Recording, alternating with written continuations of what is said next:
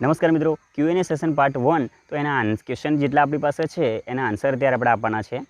તો આપણે સમય ન બગાડતા સ્ટાર્ટ કરીએ.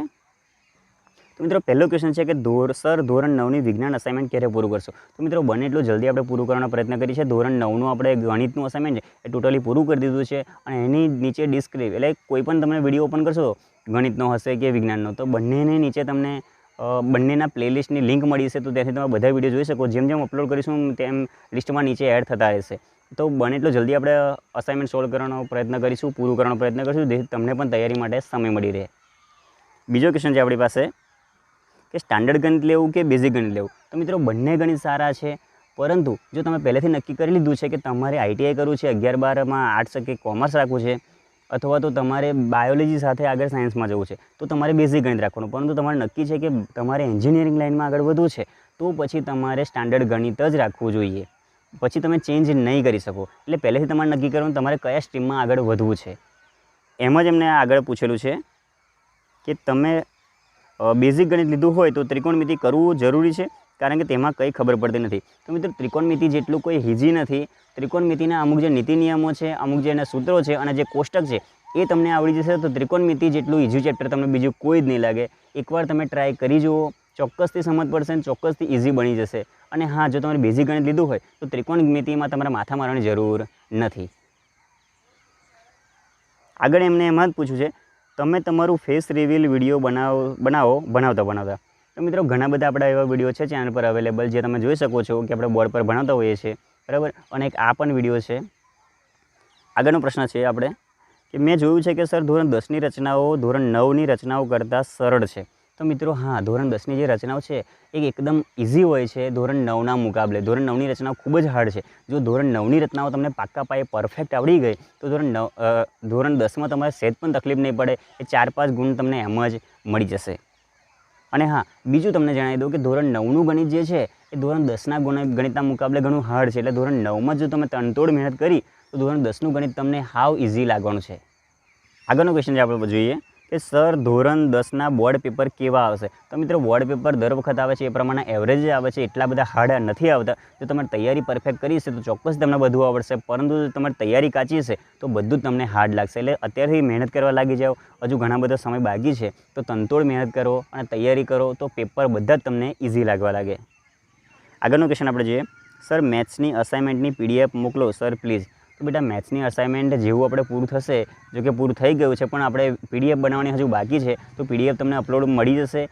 એ તમને ટેલિગ્રામ પણ મળશે. તો ટેલિગ્રામ તમે ખાસ જોઈન કરી લેજો. તો તમારી પાસે ના હોય તો આજુબાજુ તમારા મિત્રો અથવા તો પપ્પા કે જેનો પણ ફોન હોય જેમાં ટેલિગ્રામ હોય, તો એમાં તમારે આપણી હોમ ક્લાસની ચેનલ જેની લિંક આપણા દરેક અસાઇનમેન્ટના વિડીયો નીચે તમને મળી જશે. એ જોઈન કરી લેજો, જો એમાંથી તમે તમારી આપણે PDF ડાઉનલોડ કરી શકો. આગળનું ક્વેશ્ચન જોઈએ મિત્રો આપણે. તો અસાઇનમેન્ટ સુશન બ્રો પ્લીઝ સાયન્સ વિભાગ ડી. લગભગ સ્ટુડન્ટ એમ પૂછવા માગે છે કે વિભાગ ડી સાયન્સનો મૂકો. તો મિત્રો બને એટલો જલ્દી આપણે આખું જ અસાઇનમેન્ટ તમારું પૂરું કરી દઈશું. એમાં 1 by 1 આપણે રોજ વિડીયો મૂકતા જ હોઈએ છીએ. આગળનું ક્વેશ્ચન જોઈએ કે સર અસાઇનમેન્ટનું સોલ્યુશનની તમારી PDF ઘણી કામ લાગે છે. એક્ઝામમાં તો ફરીથી બનાવી આપો ને કે એક, જેથી તેમને 2માં પણ સારા માર્ક્સ આવી જાય. એટલે સ્ટુડન્ટ એમ પૂછવા માગે છે કે તમારી અસાઇનમેન્ટની PDF મોકલો. તો મિત્રો હા, આપણે અસાઇનમેન્ટની PDF તમને સેન્ડ કરવાના જ છે. ટેલિગ્રામની ચેનલ જો તમે લિંક જોઈન ના કરી હોય તો આપણી ટેલિગ્રામની જે ચેનલ છે એને જોઈન્ટ કરી લેજો. તો તેનાથી તમે આપણી PDF અસાઇનમેન્ટની ગણિત અને વિજ્ઞાન બંને તમે ડાઉનલોડ કરી શકો. અને જો ના હોય તો તમે આજુબાજુ તમારા મિત્રો પાસેથી પણ એમના દ્વારા કહીને પણ તમે મેળવી શકો છો. આગળ છે સર ધોરણ 10ની બોર્ડ પરીક્ષા ક્યારે આવશે? તો મિત્રો તમારી બોર્ડ પરીક્ષાની એપ્રોક્સ ડેટ આવી ગઈ છે 14 માર્ચથી લઈને 31 માર્ચ સુધી. પણ હજુ ઓફિશિયલ પરિપત્ર નથી આવ્યો. પણ તમારે તૈયારી રાખવાની કે આપણે માર્ચની શરૂઆતમાં ગમે ત્યારે આવી શકે. પણ અત્યારે જે ડેટ છે જાહેર થયેલી એ છે 14 માર્ચથી લઈને 31મી માર્ચ. આગળનું ક્વેશ્ચન સર હું આખું પેપર મસ્ત લખું છું, સાચું લખું છું, તો પણ મારા માર્ક્સ પૂરા નથી આવતા. તો મિત્રો એનું કારણ હોય છે, જો તમે બધું જ સાચું લખ્યું પણ તમારા અક્ષર નહીં સારા, પ્રોપર વેમાં જો નહીં લખેલું હોય તો તમને માર પડી શકે છે, તમારા માર્ક્સ કટ થઈ શકે છે. તો આપણે આ વિડીયો નીચે એક લિંક આપી દઈશું કે તમારે તમારું પેપર કેવી રીતે લખવું, અથવા તો આદર્શ પ્રશ્નપત્ર હજુ આપણે જે અપલોડ કરવાના છે એના દ્વારા પણ તમે એની પદ્ધતિ જોઈ શકો છો કે તમારે પેપર કેવું લખવું જેથી તમારા માર્ક્સ પૂરેપૂરા આવી શકે. આગળનો ક્વેશ્ચન છે મારું નામ ઓમ છે. મારો ક્વેશ્ચન આ છે કે ધોરણ 10ની બોર્ડ પરીક્ષામાં કયા આઈએમપી છે? તો મિત્રો હા, ધોરણ 10ની બોર્ડ પરીક્ષામાં ઘણા બધા આઈએમપી છે. જેમ કે આપણે 14મા ચેપ્ટરની વાત કરીએ આંકડાશાસ્ત્રની તો ખૂટતી આવૃત્તિવાળો દાખલો, પછી આપણે 13મા ચેપ્ટરની વાત કરીએ તો આપણે આડછેદવાળો દાખલો આ દર વખત પૂછાતા જ હોય છે. જેમ કે આપણે તમારા પ્રમેયની વાત કરીએ તો થેલ્સનું પ્રમેય, પાયથાગોરસનું પ્રમેય અને તેના બંનેના પ્રતિપ વિધાનો. તો આવું અમુક બાબત જે છે એ કન્ફર્મ તૈયાર તમારે કરી જ દેવાની, જે પરીક્ષામાં વારંવાર આવે જ છે.